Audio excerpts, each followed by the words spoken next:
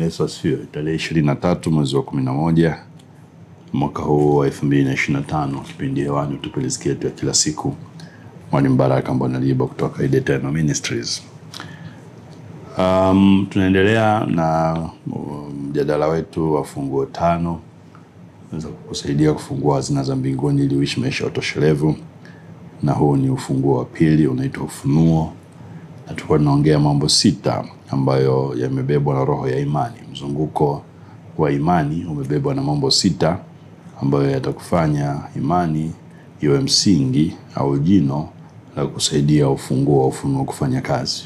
Tumeshaona mambo 4 mpaka sasa ya huu mzunguko wa imani. Moja, lazima uwe na roho ya imani. Inakufanya kuinuka juu ya mtu wa kawaida ambaye hajaokoka au mtu mwingine yoyote. Hii itakupa kuona kunakokupa kuamini.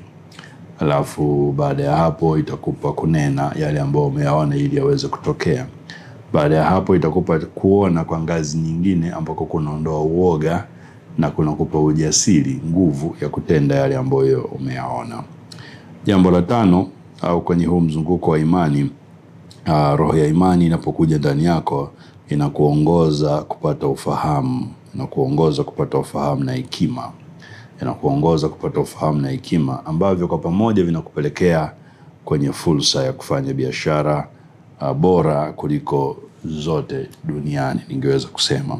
Kwa hiyo hekima na ufahamu unafunguliwa hii roho ya imani inapokuja ndani yako, na unakupa kutenda kiubora zaidi ya vile ambavyo ungetenda bila hii roho ya imani. Kwa hiyo hili ni jambo la msingi sana. Angalia kwa Efeso ile sura ya 1 mstari wa 17 hadi 23, mstari ambao najua unaijua kwa moyo, lakini angalia jinsi inavyosema. Efeso 1:17 hadi 23, Biblia inasemaje? Biblia inasema, Mungu wa Bwana wetu Yesu Kristo, Baba wa utukufu, awape ninyi roho ya hekima na roho ya ufunuo. Unaona, katika kumjua, hekima na revelation, ufunuo. Hakuna ufunuo kama kuna imani katika kumjua yeye.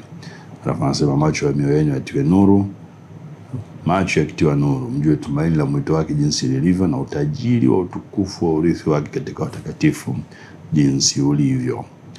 Alafu na ubora wa ukuu wa uwezo wake ndani yetu tunaoamini. Kwa hiyo lazima imani iweko, jinsi ulivyo kwa kadiri ya utendaji wa nguvu za uwezo wake aliotenda katika Kristo alipomfufua katika wafu, kumweka mkono wa kuume katika ulimwengu wa roho, juu sana kuliko falme, kuliko mamlaka, kuliko nguvu, kuliko sultani na kila jina litajaro, sio ulimwengu na katika ulimwengu ujao. Mstari wa 22, akavitia vitu vyote chini ya miguu yake, akamweka awe kichwa juu ya vitu vyote kwa ajili ya kanisa ambalo ndilo mwili wake, ukamilifu wake yeye anayekamilika kwa vyote katika vyote. Kwa hiyo funuo unapokuja baada ya kuwa umeamini, vitu vyote vinatiishwa chini yako. Vyote maana yake vya kiroho, vya kawaida, ikiwemo vya kiuchumi.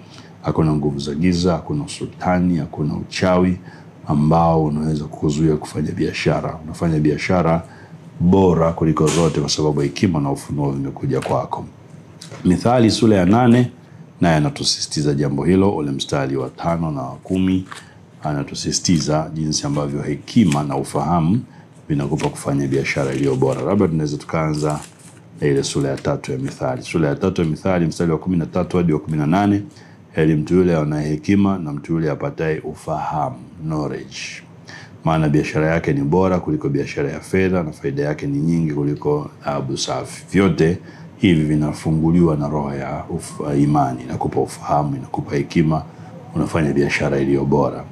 Nasema yeye ana thamani kuliko marijani, wala vyote uvitamanivyo havilingani naye. Ana wingi wa siku katika mkono wake wa kuume, utajiri na heshima katika mkono wa kushoto, na vitu vingine ambavyo anaendelea kuvitaja vya msingi vya kuwa navyo vinafunguliwa na roho ya hekima. Sura ya 8 mstari wa 5. Sura ya 8 mstari wa 5, Biblia inasema, enyi wajinga fahamuni werevu, enyi wapumbavu mpate moyo wa kufahamu. Moyo wa kufahamu huu unakuja kwa ufunuo, revelation. Mstari wa 10, pokea mafundisho yangu wala si fedha na maarifa kuliko dhahabu. Ufunuo, hekima ni msingi mkubwa wa kukupa kufanya biashara iliyo bora zaidi, maamuzi yaliyo bora, na roho ya imani inafungua hilo. Jambo la 6 linaloletwa na roho ya imani ni kusikia. Kusikia, jambo la 6. Na kusikia ni bora kuliko upako, Biblia inasema. Kusikia ni bora kuliko upako. Pia kutokusikia au kutokutii ni uasi sawa na dhambi nyingine, ikiwemo dhambi ya uchawi. Kwa hiyo imani ni masikio ya kusikilia, na ikija inakupa tena masikio ya roho usikie zaidi. Warumi 10:17, imani chanzo chake ni kusikia, na kusikia huja kwa neno la Bwana. Kwa lazima usikie.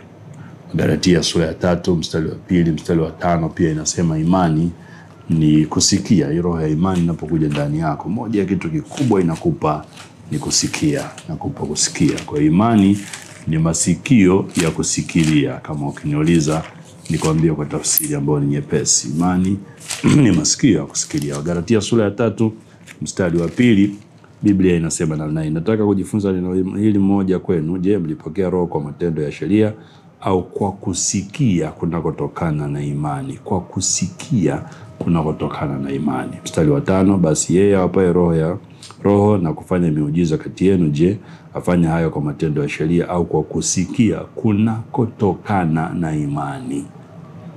Kwa hiyo kuna kusikia kunakotokana na imani. Maana yake imani ikija inakupa kusikia ambako huwezi kukupata kwa masikio ya kawaida. Imani, roho ya imani inakupa kusikia. Marko sura ya 4 mstari wa 21 hadi 29. Marko sura ya 4 mstari ule wa 21 hadi 29, na yanasisitiza ya kwamba unapokea kwa kadri ya unavyosikia. Unapokea kwa kadri ya unavyosikia. Marko sura ya 4 mstari wa 21, Biblia inasema akawaambia, muonaje? Taa huja na mambo mengine yanayozungumzwa kule ni mambo ya kiufunuo.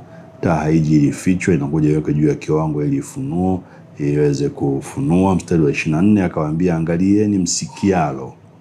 Kipimo kile mpimacho ndicho mtakachopimiwa, na tena mtazidishiwa. Kile unachopimwa kwa kusikia ndio utakachopimiwa. Kwa hiyo kwa maana mwenye kitu atapewa, ambaye hana hataondolewa.